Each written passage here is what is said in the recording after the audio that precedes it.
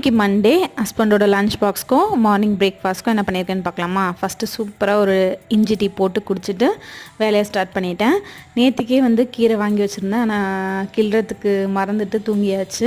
சரி, காலையில் எழுந்து ஃபஸ்ட்டு அதெல்லாம் கிள்ளி வச்சுட்டு இன்றைக்கி கீரை குழம்பும் முட்டை ஃப்ரையும் தான் பிளான் பண்ணியிருந்தேன். ஸோ அதை பண்ணிவிட்டு நேற்றுக்கு கொஞ்சமாக ஒரு 200 கிராம் மட்டன் எடுத்து வச்சுருந்தேன். ஸோ அதை இன்றைக்கி கறி தோசை மாதிரி பண்ணலான்ட்டு அதுக்கு ஒரு கிரேவி பண்ணிவிட்டு தோசையும் ஊற்றிட்டு முட்டை நல்லா ஒரு முட்டை பீட் பண்ணி வச்சுருந்தேன், அதையும் மேலே சேர்த்துக்கிட்டேன்.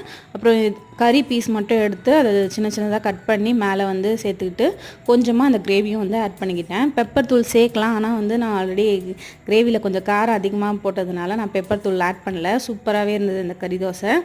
அண்ட் இன்றைக்கி இன்னொரு பிரேக்ஃபாஸ்ட்டும் சேர்த்து பண்ணியிருந்தேன். அது என்னென்னா, நேற்றுக்கு சாப்பாடு கொஞ்சம் மீந்துருச்சு. ஸோ அதை பழைய சாதம் மாதிரி ரெடி பண்ணிவிட்டு இன்றைக்கி சூப்பராக பிரேக்ஃபாஸ்ட் பிடிச்சிச்சு. இன்றைக்கான லஞ்ச் பாக்ஸ் அண்ட் பிரேக்ஃபாஸ்ட் இதுதான். நாளைக்கு பார்க்கலாம். Thank you all.